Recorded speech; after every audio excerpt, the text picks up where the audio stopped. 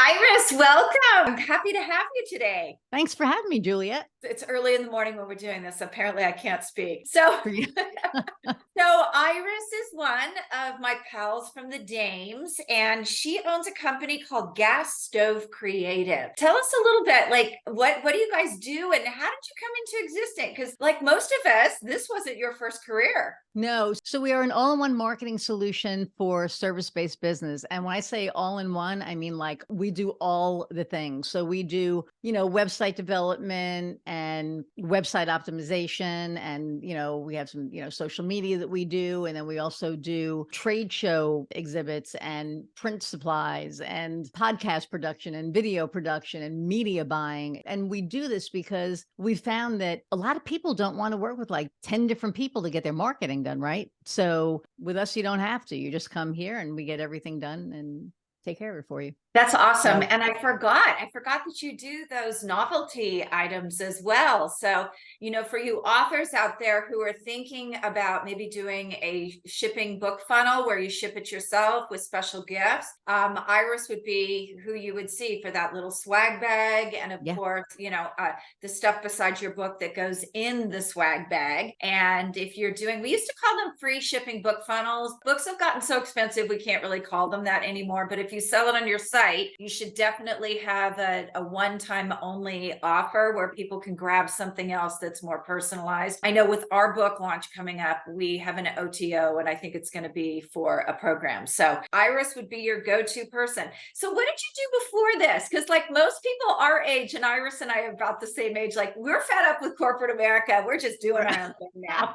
So, I mean, I've done, I worked in operations, I've worked in sales, I've worked in, marketing, I worked in catering when I was really young. And, Gas Stove came from, I was doing sales for a large cable conglomerate for advertising sales. And I actually got fired because I didn't want to sell the way they wanted me to. I would, it just wasn't my thing. They had their way, and their way wasn't how I sold. How I sold was my way, and I was very successful, but because I didn't follow the program, they fired me. So, which was fine because I kind of saw the writing on the wall. And then I reached out to my clients to let them know that I wasn't there any longer. And then one of my clients said, they're insane because they've been trying to sell me for like 3 years and I never bought anything. And I bought, a $45,000 contract from you. So why don't we talk about starting a business together? So I was like, And I'm not one who would sit home and collect unemployment. So I would have looked for another job. But then I was like, you know what? I just don't fit in that job mold. I don't fit in that you have to do things this way mold. So I said, let's talk. So we spoke and we decided we were going to move forward, and we did. And so Gas Stove Creative was formed, and I kept everything in my name and the LLC in my name. And here we are 11 years later, and, super successful now. And I don't have that partner anymore. I've been doing things myself with a team, and it's great. I love it. Okay. So for our younger listeners, I'm going to ask you something here. And I tell this to my kids all the time. And I hope your answer is what I think it'll be. Did you find, so you're 62, right? Yeah. I mean, I hear that number and it's like, I don't freaking look it. I don't feel it, but I know. am. Same here. I'm 62 too. But the one thing I noticed when I look back on where I've been in this world, at the time, it seemed like, why am I going from publishing to advertising? And then why did I go from advertising to real estate? And when I look back at that, I just want to give these kids the hope when they feel like the job they have isn't what they want to do for the rest of their life. I feel like each of those avenues gave me the skill set that I needed to have my own business, to run my own business, even though it seemed like at the time, like, what am I doing going from publishing to advertising? Did you find that as well? Yeah, I found that, every job that I had prepared me for where I am now. And you don't realize it when you're doing it, right? But now when somebody looks at a resume, they don't expect to see you. They want to join in, and you don't realize that if I speak Star Wars language to her most times, and don't even ask what that is, it works. That's a whole nother story. But yeah, I find that, and we don't think of it when we're in it because we're like, oh, I'm in this job and okay, now I'm going to this next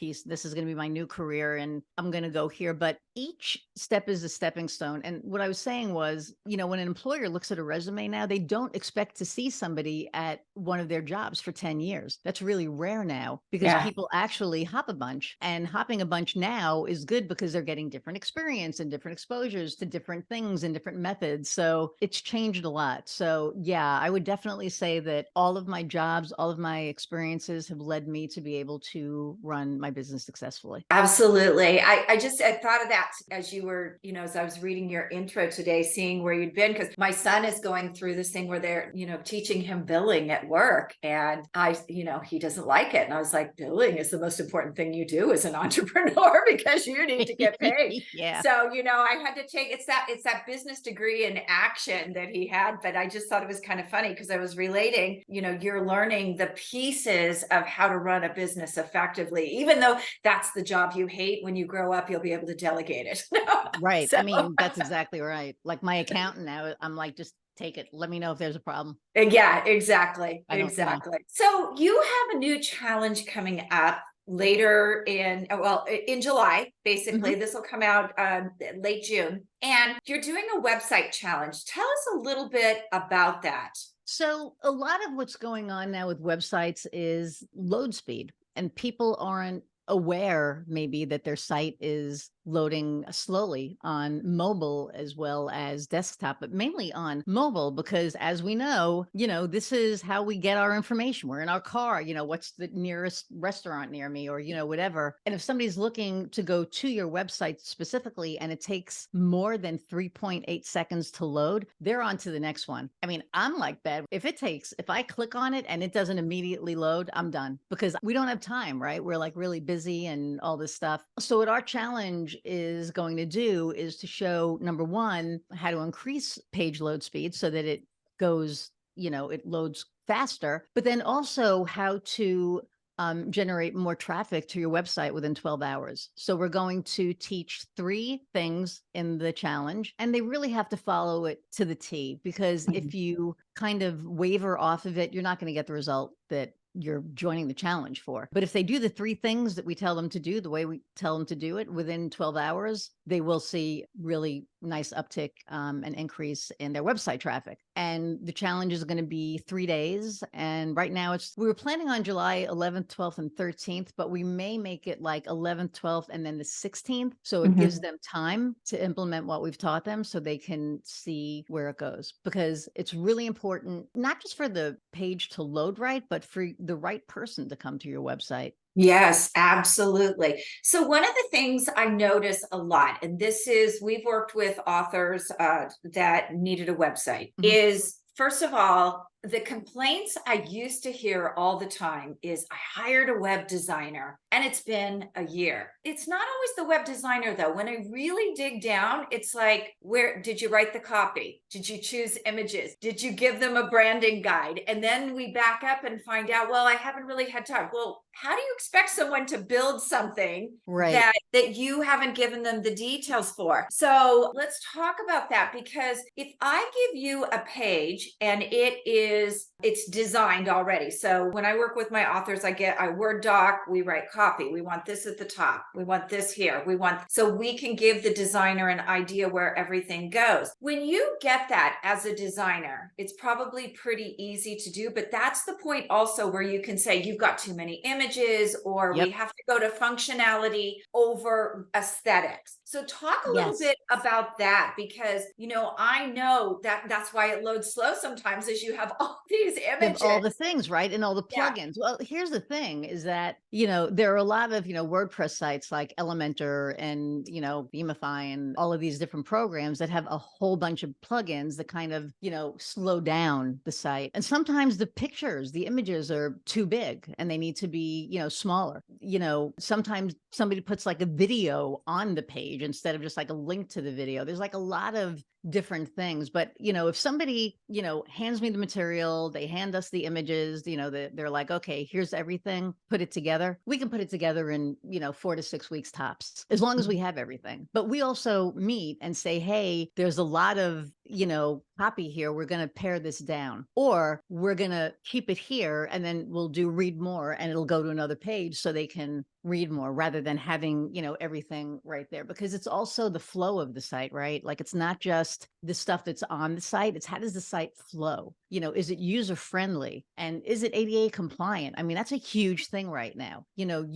Why would you want to leave out a part of the population that could get value out of, your site? Whether you're an author, whether you're a coach, whether you're a tradesperson, people need your services, right? People want to read your book. A blind person can read your book. They have readers, right? A deaf person can read your book. Somebody who has ADHD can read your book. But if it's not ADA compliant, it won't be really easy for them. But like if you go to an ADA compliant site and you click on, let's say ADHD, what it does is, because people with ADHD, I may know a couple, I may too. right? It's hard to focus. So what it does is as you're scrolling, it highlights the part of the page so that your eyes are focused on that piece. It's really cool. And also, so you're leaving out, if you're not compliant, you're leaving out, decent part of the population who have challenges as it is. So why you want to add another challenge when they come to your website, but also why are you going to leave that money on the table? I mean, it's also, financial. I mean, we're in business to make money. So why would you want to leave a part of the population out? Yeah, exactly. Exactly. So as far as getting started, like we work closely with the web people and we ask for a wireframe. Do you guys do that? So we know Yep. exactly how much room we have. So you guys, when you're working, the reason I'm saying this is when you're working with a web designer, that wireframe is important because it'll tell you where the images go. It'll tell you where your copy should go, and that will help your copywriter. So when we work with our authors, we actually work with the designer as well, because most of the time we write the copy and choose the images so it all has the same feel. Mhm. So does that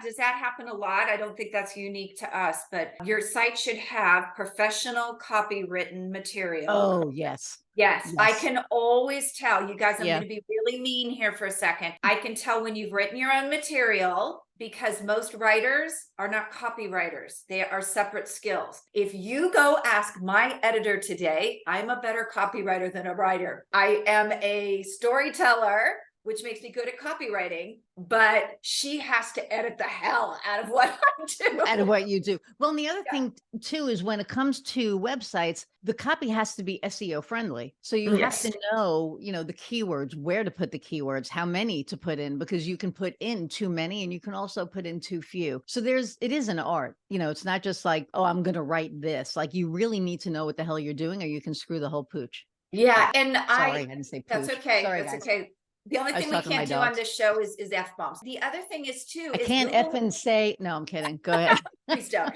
No, The no, other no. thing is too, is, a lot of people used to do what was called keyword stuffing, which you Oh, can't do yeah. that. Google So we will not let you do that anymore. No, I will tell you a story. This is like my favorite. I felt bad for him, but it is my favorite story. So I had a client, we were doing SEO for him. This was like 10 years ago. So this was when, SEO was there, but, and we were charging what we were charging. And this company called him up and said, hey, I'm going to get you number one on Google by tomorrow for $100. And he called me up and he said, we're dropping your services. And I said, why? And he said, this guy told me he can get me, for $100. And I said, you will be blackballed. Don't do it. If you don't want to use me anymore, I'm completely fine with that. Go find somebody else, but do not do this. You will be blackballed. And he said, yeah. Like, you know what I'm talking, like, I know what I'm talking about, right? I've only been doing this for 100 years. So he does it. Next day I look, he's number one.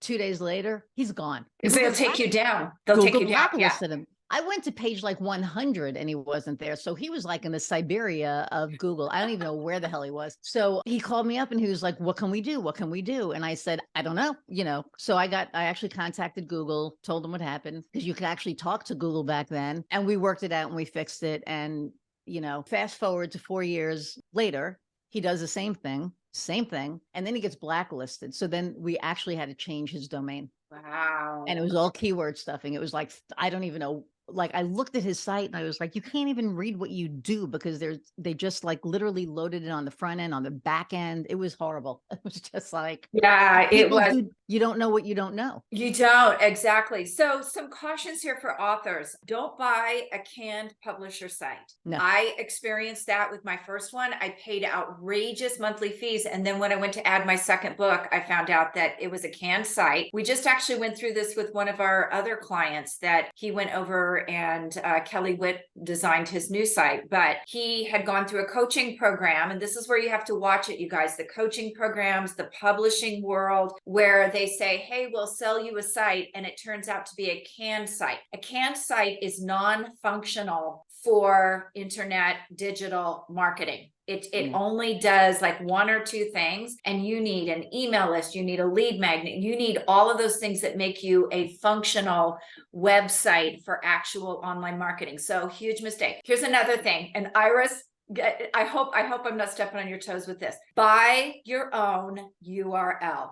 Oh, you have to. Yeah. If you don't, okay. I tell all of my clients, if they don't know how to do it, I buy it for them. I set up a GoDaddy site for them, and then I transfer it immediately, because there are so many companies out there that will keep your domain. So you say URL, but it's actually a domain. So like creative.com. I've had so many people come to me that went with certain companies that I'm not going to say because I don't want to get sued, but there are certain, done for you sites out there that the website is done. All you have to do is make a couple of, changes, but they own the domain. And then in order for you to get that domain back, it's hell. So 100%, you're not stepping on my toes. I tell all my clients that's the first thing, because I've seen people here and nationally hijack people's domains. Oh, you want your domain back? It's $5,000. Well, I'm going to tell you a little story here. Back when we first started the company, I had a web designer from a networking group, and 3 or 4 of my clients were there. I was there, and I'm not going to mention names, but he developed a meth problem. And so they weren't being serviced. They got their websites back, but he was angry at me because my clients were leaving him. He kept,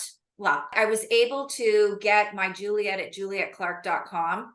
I was able to get julietclark.com back because it was my name. That was easy. But Winsome Entertainment Group, he kept renewing. Oh. And finally, after I kid you guys, not 8 years. 8 years, he let it go. And I went back in because GoDaddy had a note in there to notify me if he didn't renew. So it can really cause a lot of problems. I had to go from Winsome Entertainment Group.com to winsomeentertainmentgroup.net.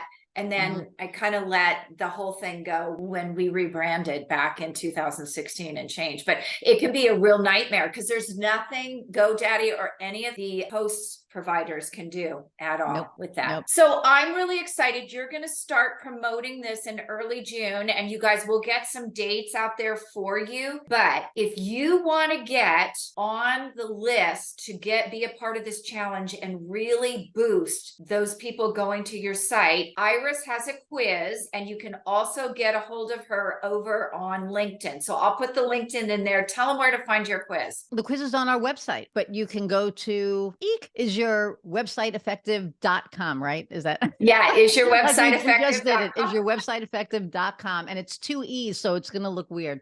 Is your website right? effective.com. And this quiz isn't for everybody. So not everybody is going to qualify for the challenge. So, or the quiz is for everybody, but the challenge isn't for everybody. So what this quiz will do is show you if you're eligible for the challenge, because this is really for people who are ready to really make a change and, increase their traffic. And they really want to, I guess, get their ideal clients to their site. So they really have to be willing to do the work, or we can do it for them, but they need to be serious about it. And the quiz will kind of weed out who's ready and who's not. And I'm going to tell you guys something. And I know is that terrible? Is that mean saying it that way? No, I'm going to say it very succinctly. If you're someone who goes over and you take this quiz and you have a lot of, no, I'm not doing this. No, I'm not doing this. No, I'm not doing this. That is not only a cue for you to go take this challenge, but it might also be a cue for you to go back to your web designer and say, why does my site suck? Right. Or So hire us and we'll redo it. So, you know, yeah, there's that. I'll be the medium here because these are really important things. Now, Mhm. as a digital marketer, if you're someone who uses, you know, your digital marketing, your landing pages and stuff more, you know, this might be an avenue where you create your leads through Mhm. landing pages and digital marketing. But if you're someone who has like people find you and they go to your site and that's where they find you and contract you, then Iris's class is definitely for you because you have to have something that's quick and easy and people feel good about hitting a link or something right on the spot or picking up the phone and calling you. So make sure that everything is as perfect as it needs to be.